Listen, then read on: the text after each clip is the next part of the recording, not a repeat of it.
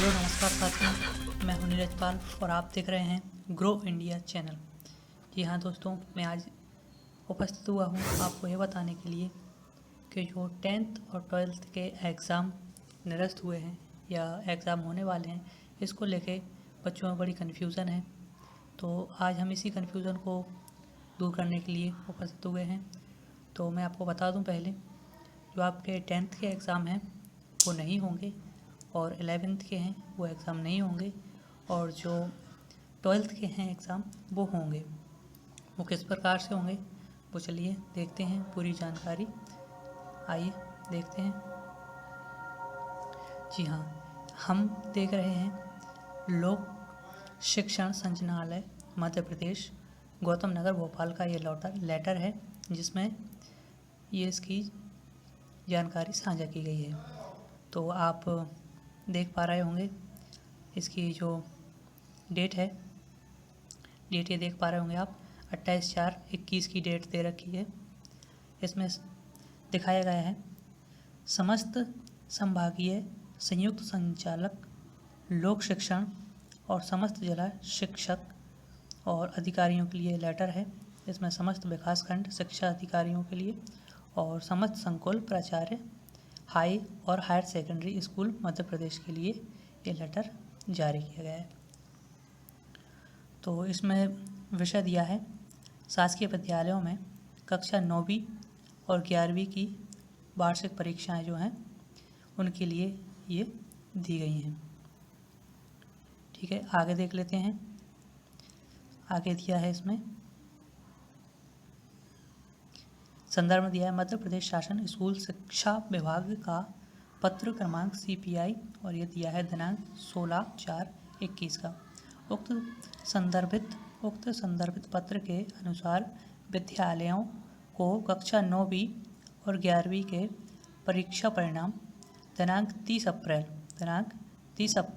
2021 तक घोषित करने को निर्देश दिए गए थे।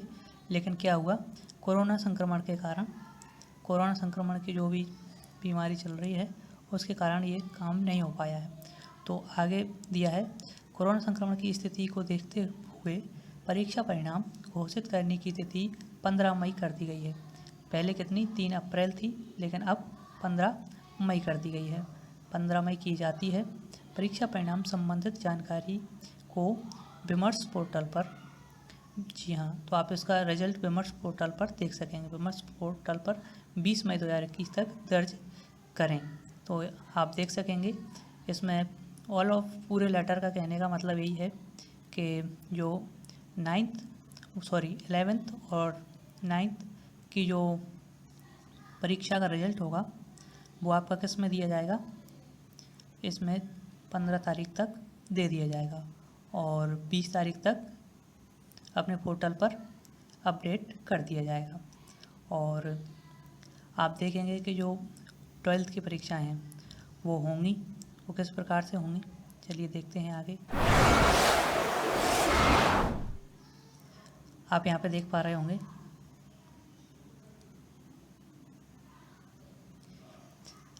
प्रदेश की सरकारी स्कूलों की कक्षा 9वीं और 11वीं के परिणाम 15 मई को घोषित किए जाएंगे।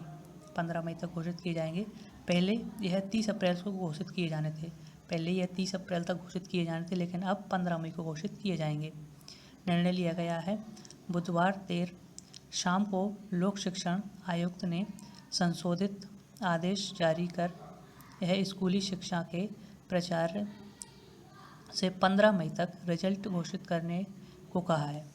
कब तक कहा है? 15 मई तक इसका रिजल्ट घोषित करने को कहा है।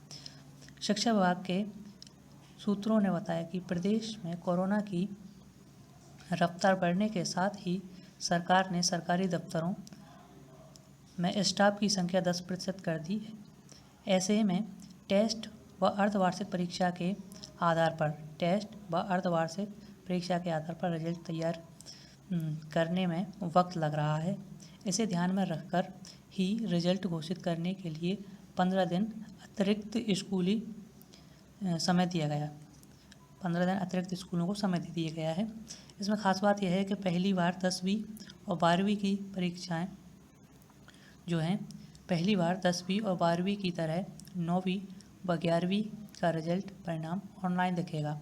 इसमें विशेष बात क्या है, जिस प्रकार से हम देखते थे रिजल्ट अपना 10th और 12th का, लेकिन इस बार 9th और 11th का भी ऑनलाइन ही दिखेगा।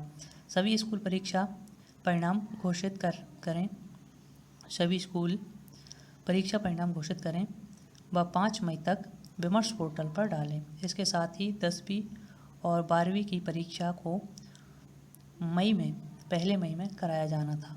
कब तक कराया जाना था? मई में कराया जाना था, जिसे आगे बढ़ाकर यह अब परीक्षाएं जून में होंगी। कब होंगी? तो ध्यान में रखना कि ये जो परीक्षाएं हैं वो अब जून में होंगी। ठीक है दोस्तों, अब आपको समझ में आ गया होगा कि जो परीक्षाएं हैं वो आपकी जून में होंगी। ठीक है, चलिए और आगे देख लेते हैं। और इसमें आगे दिया है, यानी विद्यार्थियों की परिणाम तैयार करने की प्रक्रिया। देखो, आपके जो 10th के जो स्टूडेंट हैं और उनकी जो रिजल्ट तैयार होगा वो किस आधार पे तैयार होगा, तो देखिए यहाँ पे दिया है 20 से 28 नवंबर तक रिवीजन टेस्ट व 1 फरवरी से 9 तक ली अर्धवार्षिक परीक्षाओं में विद्यार्थियों ने जिसमें बेहतर अंक, आपको यहाँ पे देखना है, जिसमें बेहतर अंक प्राप्त किए हों, कम नंबर नहीं जोड़ेंगे, जिसमें आपके बेहतर अंक, अच्छे अंक आए होंगे वो अंक इसमें लिए जाएंगे। इसके आधार पर परिणाम आएगा, जो अच्छे अंक होंगे उसके आधार पर परिणाम आएगा। परिणाम की गणना 5 बेस्ट यानी 5 बेस्ट का मतलब है कि आप यदि एक विषय में फेल हैं तो आपको 5 विषय के आधार पर आपको पास किया जाएगा। 5 बेस्ट का मतलब ये है। तो विद्यार्थी 6 में से 5 विषय में पास हैं व 1 में न्यूनतम 33 अंक से भी कम लाया है जो प्राप्त किए हैं, तो उसको पास घोषित कर दिया जाएगा। इसका टॉप 5 भी कह सकते हो आप। और अब अगला पॉइंट देख लीजिए, 1 से अधिक विषयों में न्यूनतम आधारित अंक, 1 से अधिक विषयों में न्यूनतम आधारित अंक न आने से, यानी एक विषय में यदि आपके 33 हैं, बाकी 5 में सही अंक हैं तो आप पास माने जाओगे। लेकिन मान लीजिए आपके 2 विषय में 33 से कम नंबर हैं, तो उस आधार पे क्या किया जाएगा, तो यहाँ पे दिया है 1 से अधिक विषयों में न्यूनतम निर्धारित अंक न आने वाले विद्यार्थियों के लिए कृपांक के रूप में अधिकतम 10 अंक देय होंगे, यानी जो 10 अंक आपको मुफ्त मिलेंगे। यदि आपके 33 अंक 2 विषय में नहीं है तो आपको 10 नंबर उसमें दिए जाएंगे, 10 कृपांक के देय होंगे। यह ज़रूरत के हिसाब से 1 से ज़्यादा विषयों में दिए जा सकेंगे, यानी एक विषय छोड़कर 1 से अन्य विषयों में भी, यानी 2 विषयों में भी ये दिए जा सकते हैं, 10 अंक दिए जा सकते हैं। मान लीजिए आपके किसी विषय में 34 नंबर आए हैं तो आप उसमें 10 अंक पाकर पास हो सकते हो, इसमें आपका फिर से परीक्षा नहीं होगी। और अब अगला पॉइंट देख लीजिए। अगला पॉइंट कहता है कृपांक के बाद भी यदि विद्यार्थी को 2 या अधिक विषयों में न्यूनतम आधारित अंक यानी 33% अंक यानी 33 अंक प्राप्त नहीं हुए हैं तो उसे परीक्षा के लिए दूसरा अवसर दिया जाएगा, जिसमें आपकी फिर से परीक्षा होगी। यदि मान लीजिए आपके 4 विषय में 33 से ज़्यादा नंबर हैं और 2 विषय में आपके 33 से कम हैं तो आपको फिर से परीक्षा देनी होगी।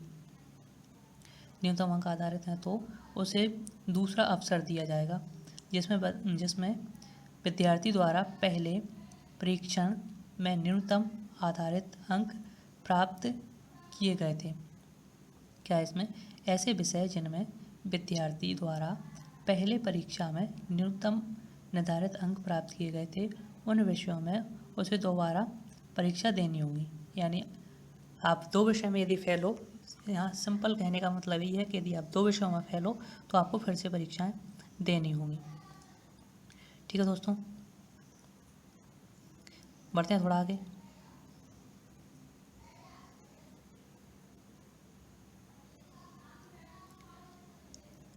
आपको दोबारा परीक्षा देनी होगी यदि आप 2 विषयों में फेल हैं। अब दिया है, अगला पॉइंट दिया है द्वितीय अवसर उन विद्यार्थियों को भी दिया जाएगा जो रिवीजन टेस्ट व अर्धवार्षिक परीक्षा में शामिल नहीं हुए थे। जी हाँ, यदि आपने परीक्षा नहीं दी है अर्धवार्षिक और जो रिवीजन टेस्ट हुए थे उसमें आपने परीक्षा नहीं दी है तो आपको फिर से एग्ज़ाम देना होगा। जी हाँ दोस्तों, लेकिन संबंधित विद्यार्थी ने सत्र 2021 में सरकारी स्कूल में प्रवेश ले लिया था, यानी आपने प्रवेश तो ले लिया था और प्रवेश लेने के बाद भी आपने क्या किया, आपने रिवीजन टेस्ट नहीं दिया, तो आपको यहाँ पे क्या करना पड़ेगा, फिर से एग्ज़ाम देने होंगे। ठीक है दोस्तों, मुझे उम्मीद है आपको ये वीडियो पसंद आई होगी।